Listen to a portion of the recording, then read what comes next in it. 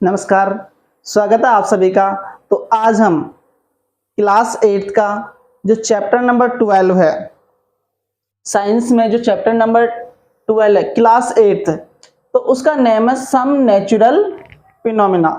देखो, हम उसको समझेंगे, उसको एक सिंपल मेथड के साथ समझेंगे, किस तरीके से इस चैप्टर का मीन्स होता है, इसके प्रॉपर हम नोट्स लिखेंगे। तो जब हम नोट्स लिखना स्टार्ट करें उससे पहले आपका एक वर्क है कि करना है क्या आपको, कि वीडियो को लाइक करना है, शेयर करना है एंड न्यू व्यूअर्स चैनल को जरूर सब्सक्राइब करें, क्योंकि हमारी ये फ्री ऑफ कॉस्ट क्लासेस है। हम free of cost complete course कराएंगे और सिंपल टेम्पलेट के साथ कराएंगे। तो आप अधिक से अधिक अपने दोस्तों के पास, अपने फ्रेंड्स के पास इन्हें शेयर करें कि वो भी फ्री ऑफ कॉस्ट और बेस्ट वे में पढ़ सके, रीड कर सके, समझ सके, अच्छे मार्क्स ला सके। तो हम नोट्स लिखना स्टार्ट करेंगे। तो हम पहले ये समझे कि चैप्टर का मीन्स क्या है, चैप्टर कहना क्या चाहता है। देखो, चैप्टर का मीन्स है सम नेचुरल फिनोमेना, जो नेचुरल है, जो प्रकृति से प्राप्त है, उसके बारे में डिस्कशन करेंगे हम, है ना भाई। जो प्रकृति से प्राप्त है, जो नेचुरली है, ये इस चैप्टर के बारे में हम अध्ययन करेंगे कि प्रकृति में क्या क्या है, प्रकृति में कौन कौन से जादू छुपे हुए हैं, है ना भाई। उसके बारे में हम डिस्कशन करेंगे। तो बात को कंप्लीट समझना है ना। और अपने कॉपी पेन निकाल के बैठ जाइए, जिससे कि प्रॉपर साथ के साथ नोट्स को तैयार करते जी रहिए। देखो, तो हम स्टार्ट करते हैं। हम फर्स्ट क्या है,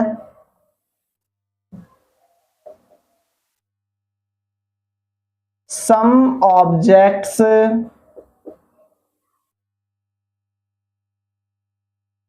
can be charged by rubbing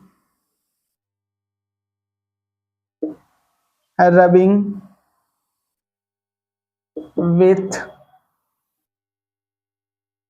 other objects।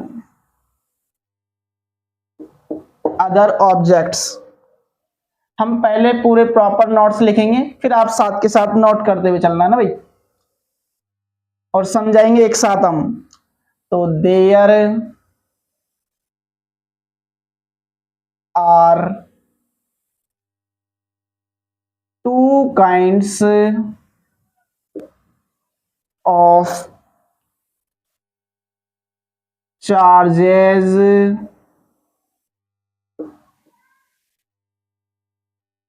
Positive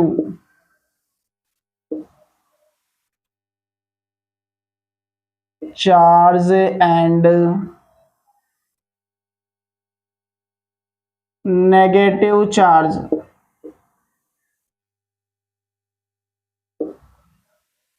next है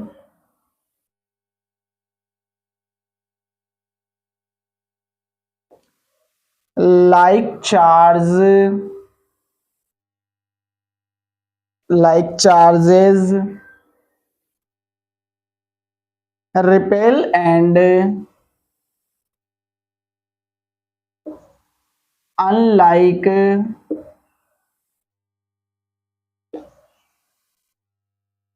charges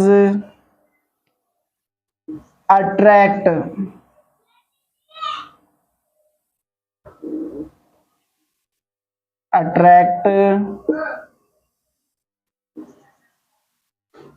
each other।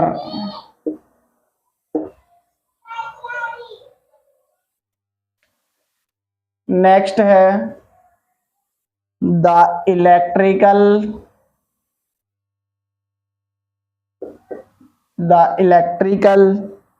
Charges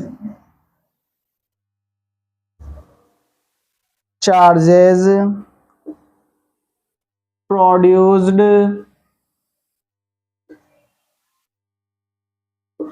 by rubbing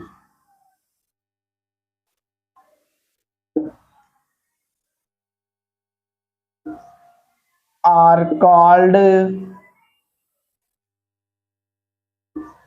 static charges.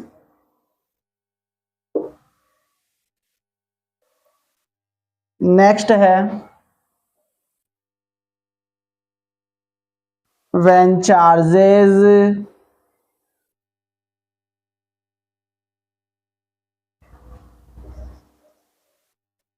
move they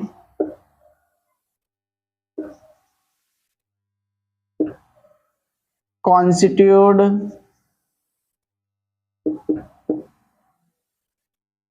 an electric current.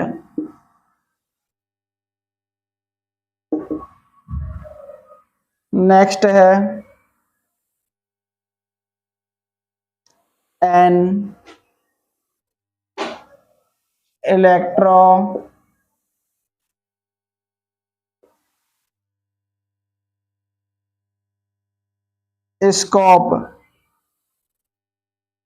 may be used to detect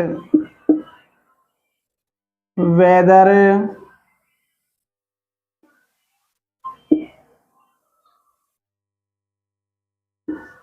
a body is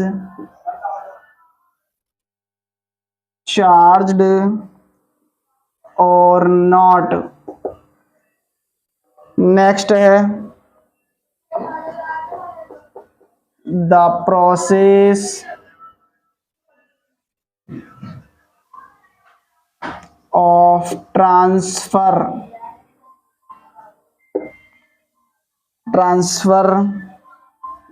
of charge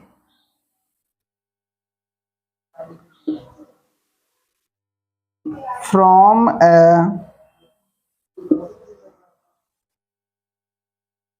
charged object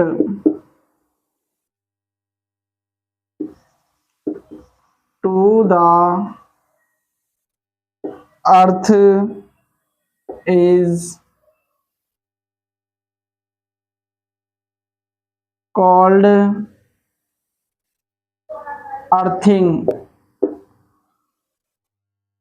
next है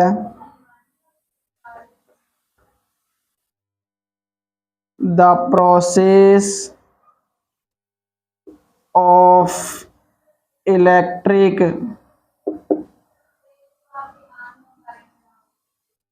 discharge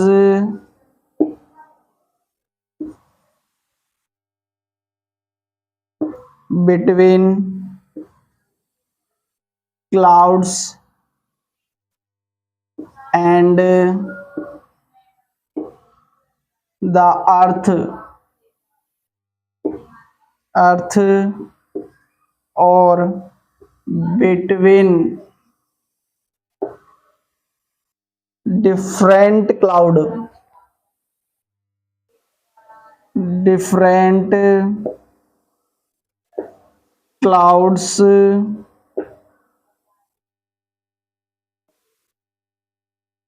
causes lighting.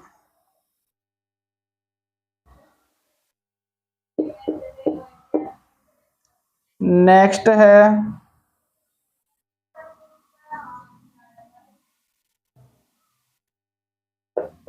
lightning strike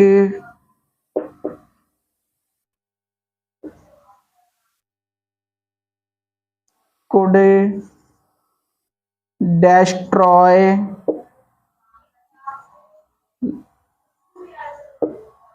life and property.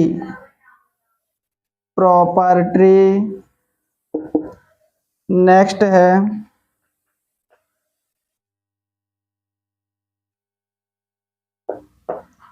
Lighting conductor,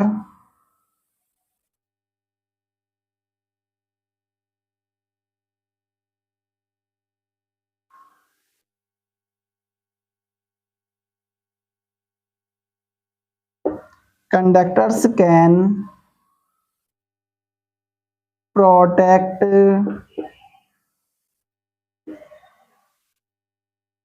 building from the effects of lighting.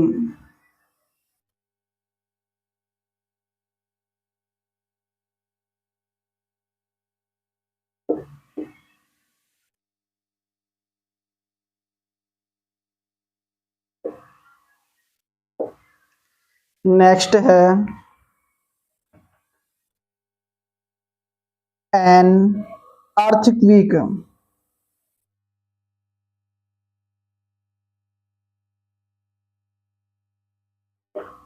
Earthquake is a sudden shaking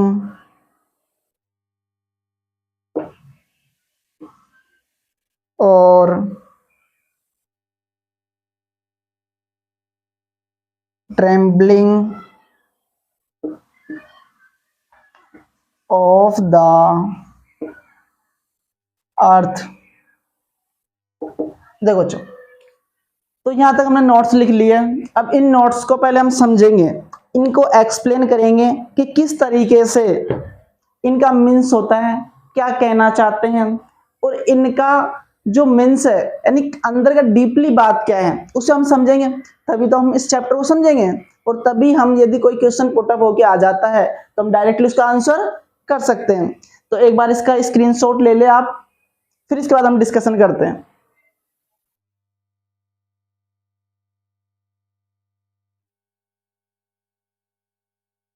तो देखो भाई, ये कहना क्या चाहते हैं इस चैप्टर में, क्या है भाई, देखो आपके पास अब समय नहीं है ना, आपके पास क्या नहीं है, समय नहीं है। तो आपको करना क्या भाई, पहली बात तो आपको बेस्ट वे में पढ़ना है। और यदि आप अब पढ़ना स्टार्ट कर दिए, यदि आपने अब पढ़ना स्टार्ट कर दिया है तो आप बहुत अच्छे नंबर ला सकते हो, ये हमारा वादा है। क्योंकि हम जो टॉपिक करा रहे हैं वो सेलेक्टिव है, मोस्ट इंपॉर्टेंट टॉपिक्स आपके ये है ना भाई। तो आप इन्हें समझें कि किस तरीके से हम आपको जो सेलेक्टिव जो चीजें हैं या मोस्ट इंपॉर्टेंट नोट्स हैं वो हम आपको प्रोवाइड करा रहे हैं। तो आप इसको बेस्ट वे में समझें, एक अच्छे वे में समझें, अपने फ्रेंड्स के पास शेयर करें, वो भी बेस्ट वे में पढ़ेंगे, अच्छे नंबर प्राप्त करेंगे। और हम आपसे वादा करते हैं कि आपको साइंस और मैथ में ए ग्रेड दिलाएंगे। पहले तो हम इस सब्जेक्ट की बात करते हैं कि साइंस में हम आपको ए ग्रेड दिलाएंगे यदि हमने आपको जो पढ़ाए हुए नोट्स है वो आप बेस्ट वे में पढ़ लेते हो या लर्न कर लोगे, तो ये हमारा वादा है कि आप बहुत ही अच्छे तरीके से नंबर प्राप्त कर सकते हो। और अधिक से अधिक अपने फ्रेंडों के पास इसे शेयर करो, इस चैनल को जल्दी से जल्दी आगे बढ़ाओ, जो हम एक बड़े प्लेटफॉर्म पर हम आपके सामने आए।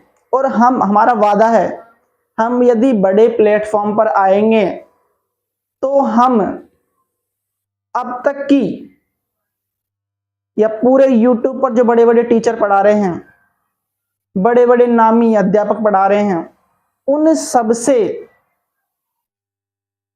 न के बराबर की फीस में, यानी हम आपको फीस भी ज्यादा नहीं, ओनली फॉर 1 रुपीज, 1 रुपीज में हम आपका प्रत्येक क्लास का कोर्स कंप्लीट कराएंगे। 1 रुपए में पूरा कोर्स लाएंगे।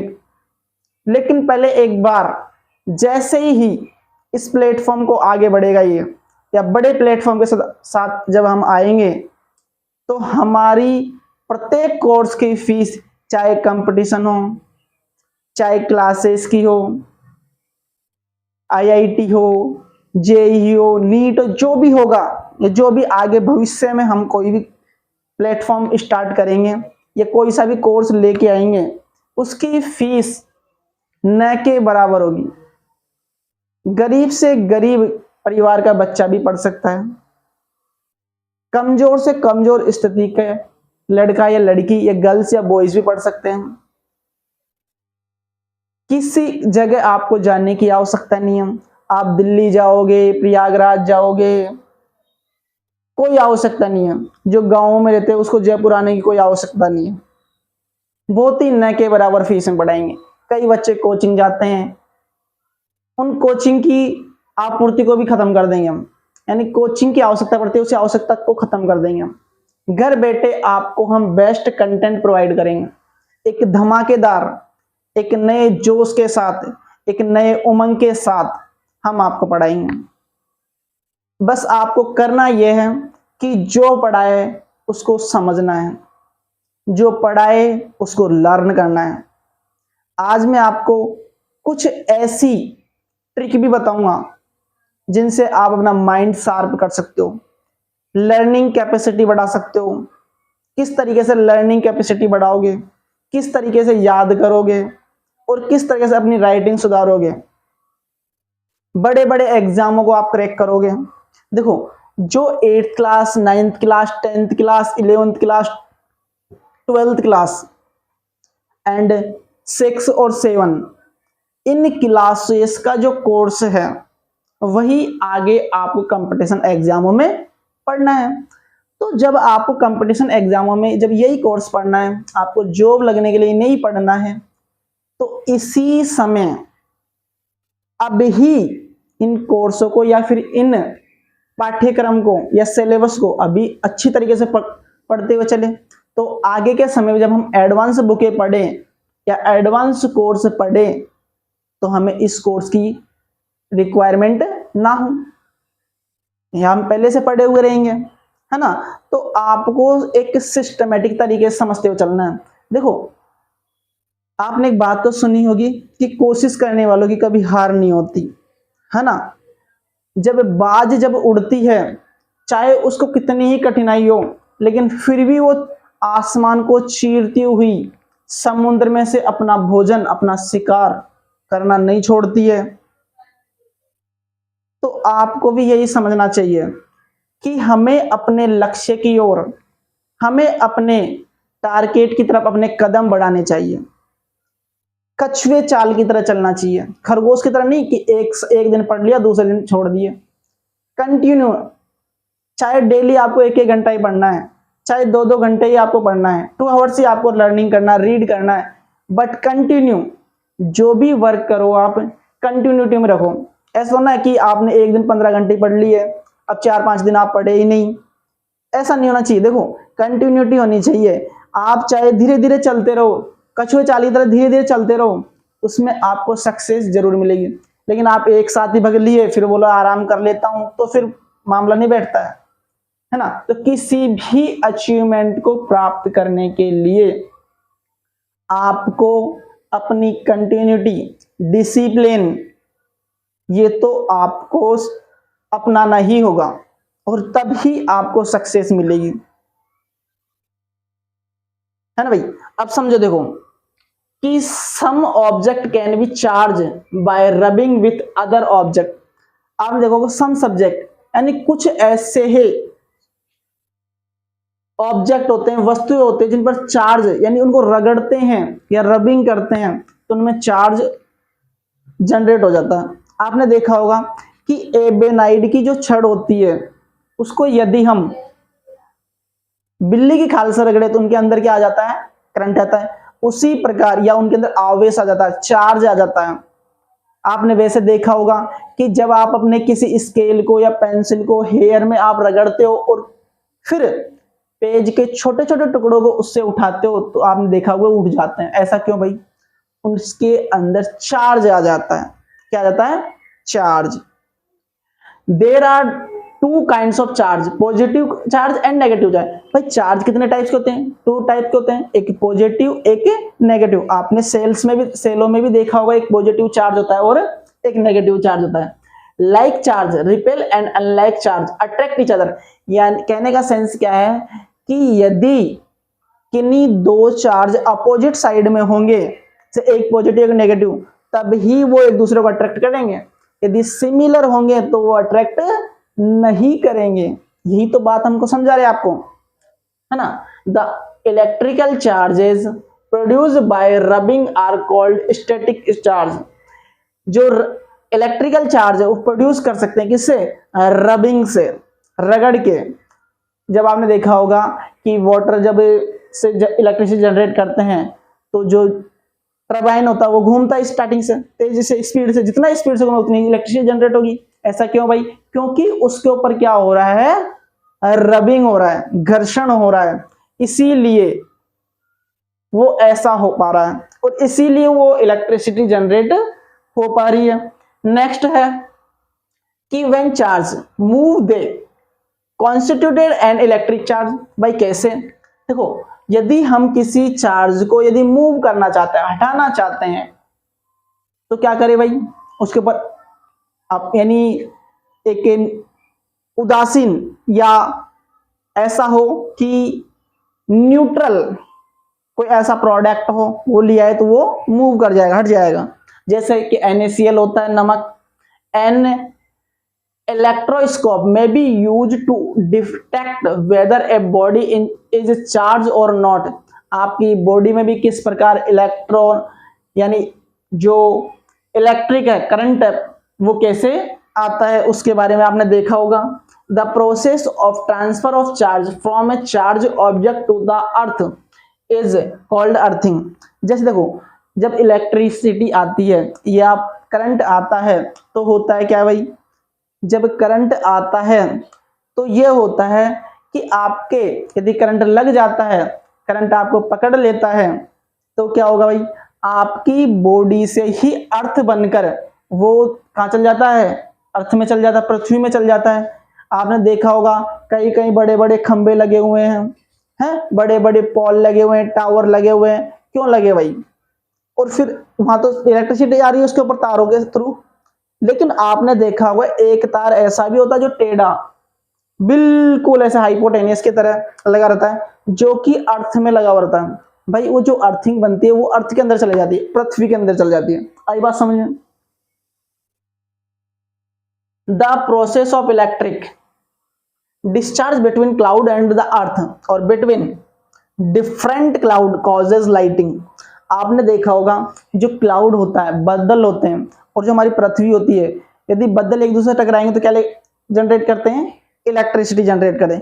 आवाज जैसे बिजली चमकती है, आपने देखा ना बिजली चमकती हुई, है ना। तो इन दोनों के बिटवीन में यानी पृथ्वी यानी अर्थ और या फिर क्लाउड, इन दोनों के बिटवीन में क्या होता है भाई? इलेक्ट्रिसिटी जनरेट होती है ना। और इलेक्ट्रिसिटी जनरेट होगी तो क्या होगा भाई? प्रकाश होगा, है ना, लाइटिंग होगी। Lighting strike could destroy light and property.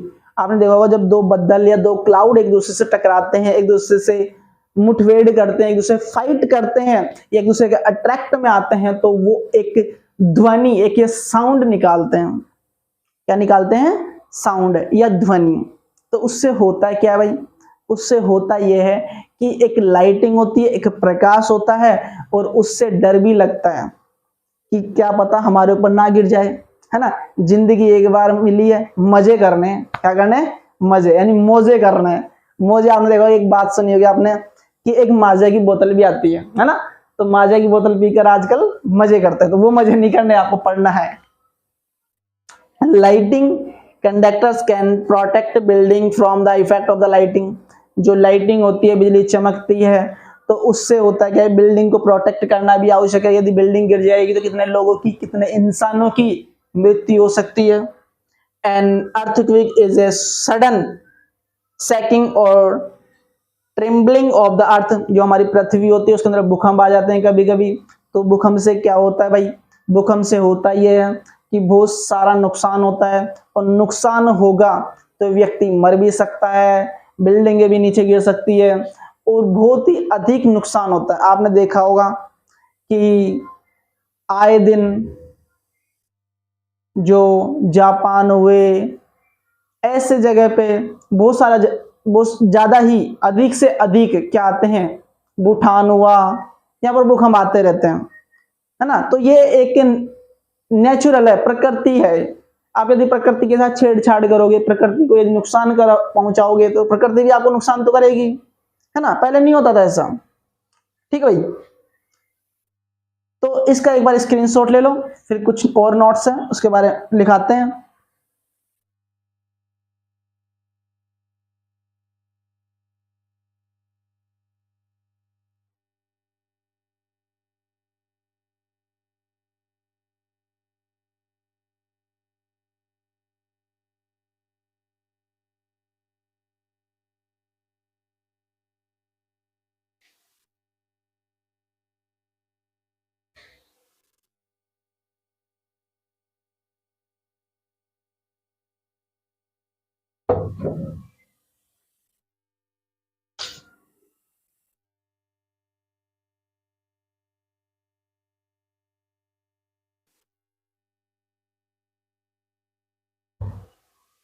देखो बच्चों, नेक्स्ट नेक्स्ट क्या है, बहुत ही सिंपल मेथड में हमें करते हुए चलना है, ज्यादा कोई बड़ी बात है नहीं। देखो,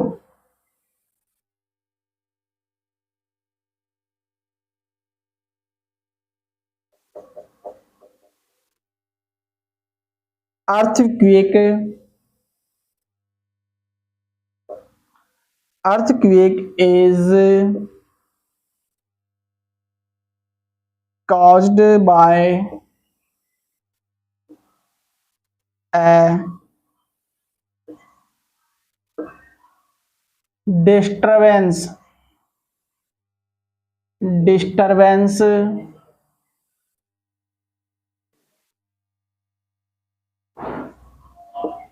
disturbance deep inside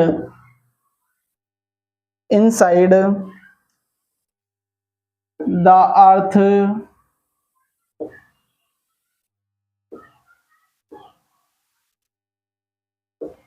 crust। Next है,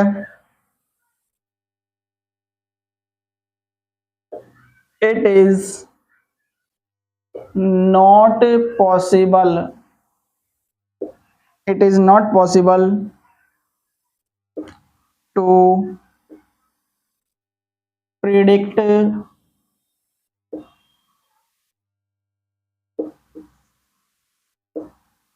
the occurrence of an earthquake। Next है,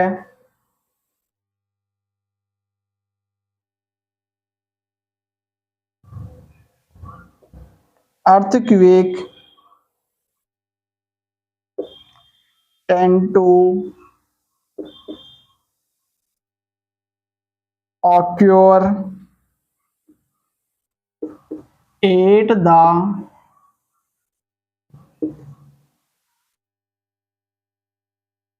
boundaries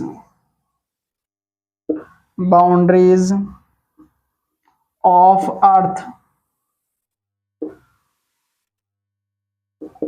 earth's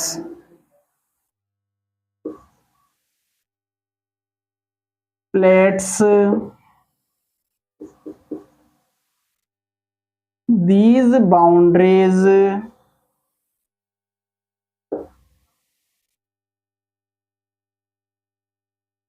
are now as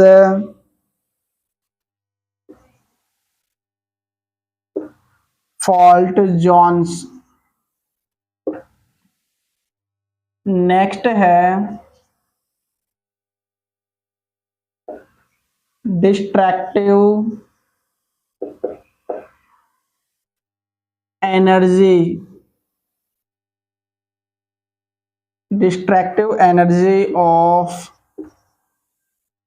an earthquake.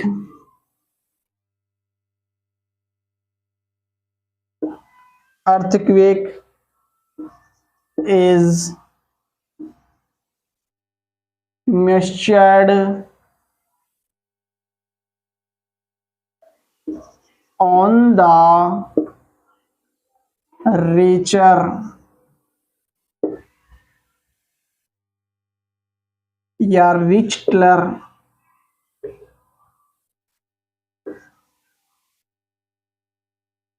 Scale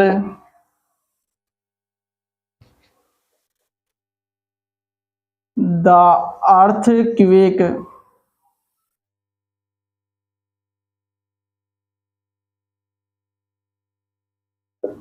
earthquake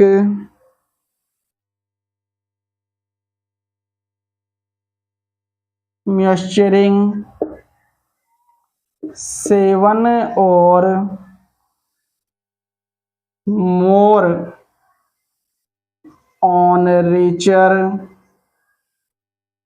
या Richter scale can causes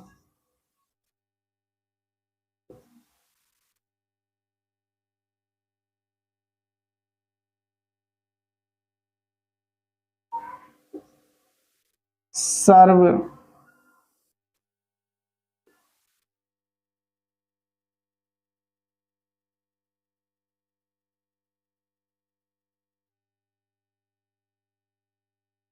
damage to life and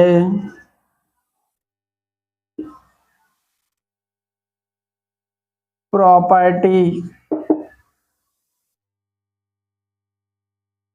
next है we should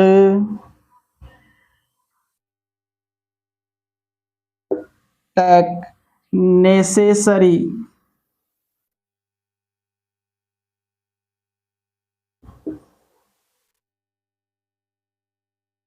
precautionary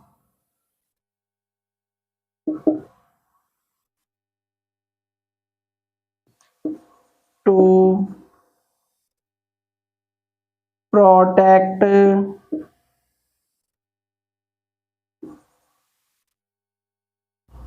ourselves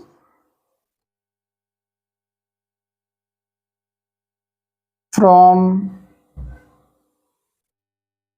earthquake. Next है Richter scale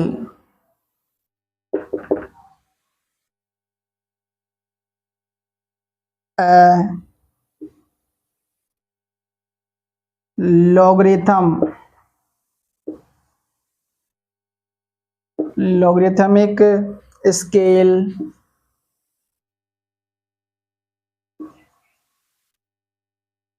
ranging from 1 to 10 for indicating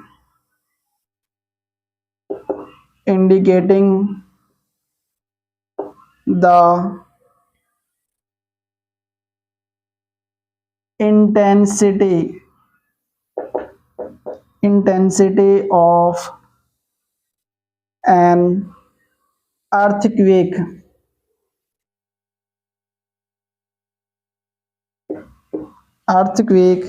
next है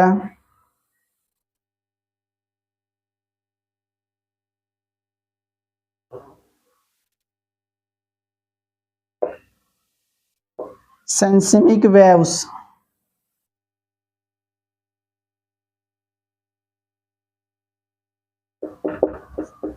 the energy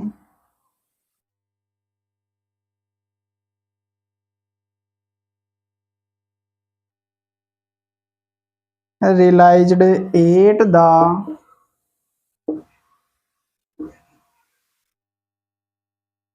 focus of an earthquake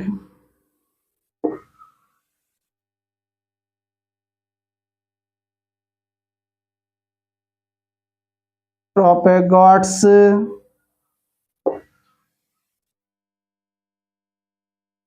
outwardly। Next है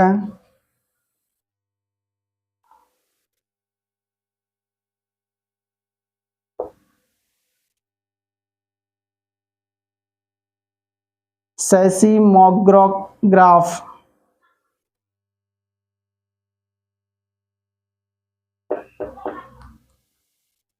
an instrument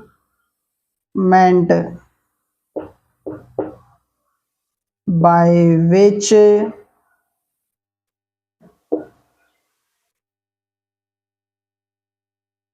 seismic waves of an earthquake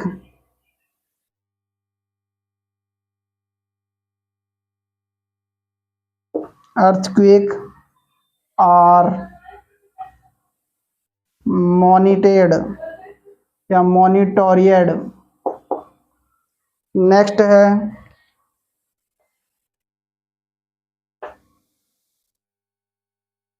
epicentre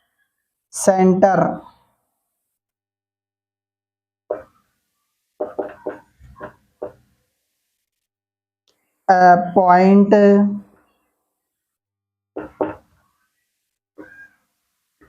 on the earth above the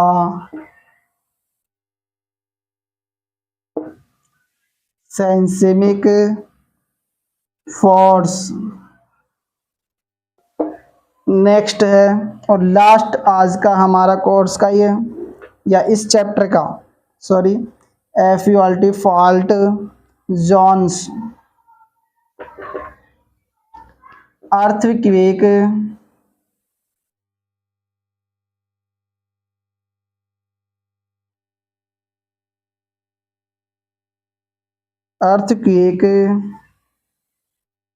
prone areas in the earth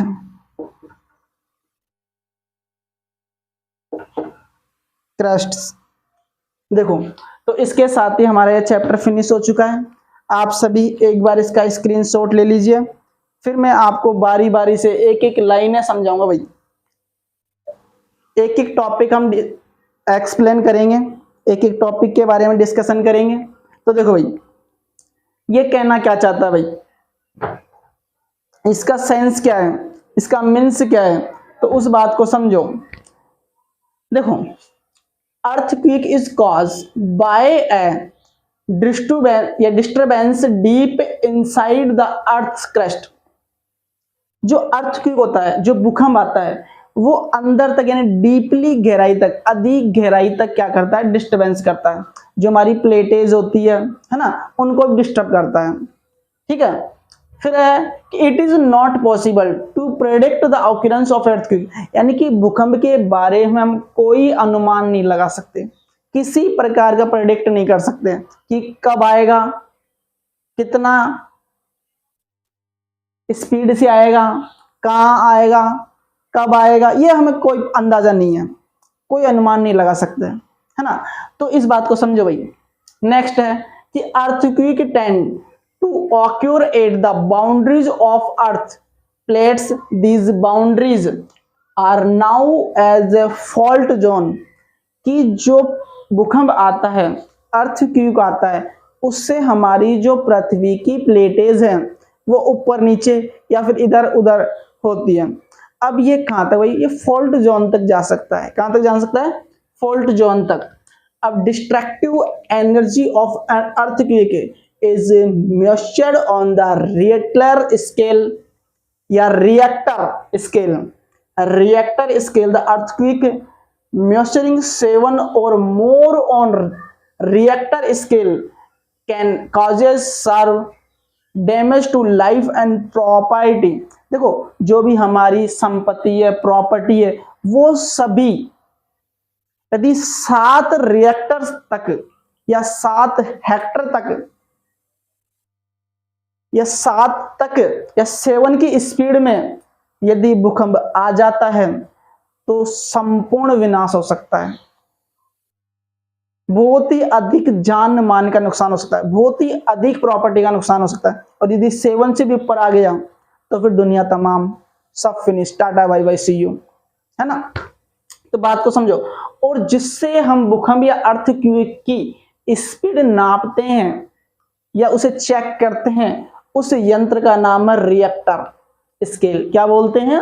Richter scale. ये question बन सकता है भाई, इसे underline कर लो। ये है रिएक्टर स्केल। क्या है? Richter scale. नेक्स्ट है कि we should take necessary precaution to protect ourselves from earthquake, कि किस प्रकार से हम अर्थक्वेक से सुरक्षा पा सकते हैं, उससे प्रोटेक्ट करें। कैसे करें? ऐसा क्या करें कि हम अर्थक्वेक से सुरक्षा ले, ये अर्थक्वेक से सुरक्षा हमें मिल सके। तो रिएक्टर स्केल है logarithmic scale ranking from 1 to 10 for indicating the intensity of an earthquake, कि जो लॉगरिथमिक स्केल होती है वो बताती है कि 1 से लेकर या 1 to 10 तक इंडिकेट करती है कि जो अर्थक्वेक का जो भूकंप है वो अधिक डेंसिटी, अधिक तीव्रता के साथ यदि आता है तो बहुत अधिक नुकसान होगा, प्लस यदि इससे भी तेज आ गया तो संपूर्ण विनाश हो सकता है, संपूर्ण पृथ्वी नष्ट हो सकती है। ऐसा क्यों भाई? आपने देखा हो कई कई जगह भूकंप आते हैं तो, लेकिन ऐसा नहीं पूरी एक साथ आते हैं, कुछ टुकड़ों में आते हैं। कभी देखा होगा मुंबई में तो बहुत कम, कभी देखा होगा जापान में आता है, कभी किसी और जगह आता है, यानी भूकंप आते रहते हैं, सब अलग अलग जगह आते हैं। और पर्वतीय जो इलाके हैं, जो हिमालय है, माउंट एवरेस्ट वाले इलाके, यहाँ पर भूकंप या अर्थक्वेक कम आते हैं।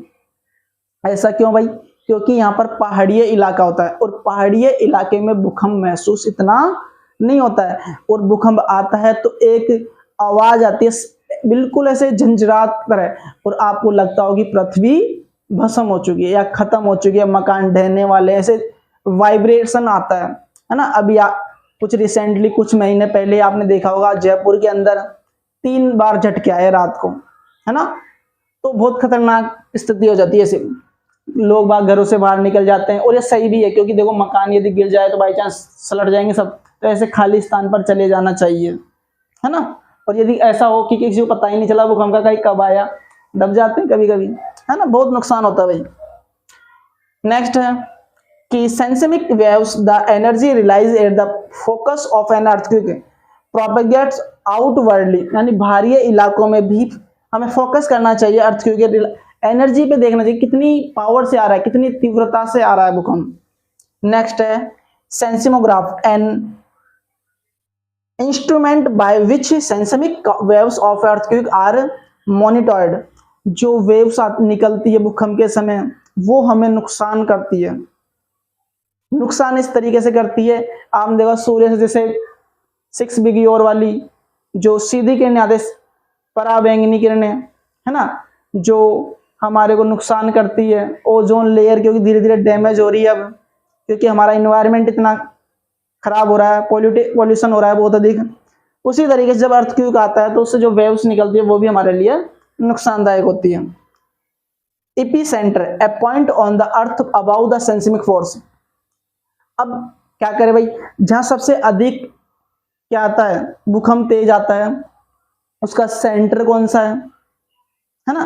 तो ईपी मिक्स से हम उसका सेंटर प्राप्त कर सकते हैं, सेंटर पता लगा सकते हैं इस सेंटर पे अधिक से अधिक तीव्रता से भूकंप या अर्थक्वेक आया है, और जहां पर सबसे अधिक तीव्रता से आता है वही उसका सेंटर होता है या केंद्र होता है। फॉल्ट जोन्स की, फॉल्ट जोन्स क्या होता है भाई, है ना, earthquake prawns areas in the earth crust, जहां पर सबसे अधिक क्या आता है, जान मान का नुकसान आता है, फॉल्ट जोन आता है बिल्कुल, यानी कि खत्म है मामला, बहुत ही अधिक दयनीय स्थिति हो गई वहां, है ना। तो इस तरीके से हमारा चैप्टर फिनिश हो चुका है। आप सभी बच्चे अधिक से अधिक हमें प्यार दें, अपना सपोर्ट दें, और इसे एक बड़े प्लेटफॉर्म की तरफ अग्रसर करें।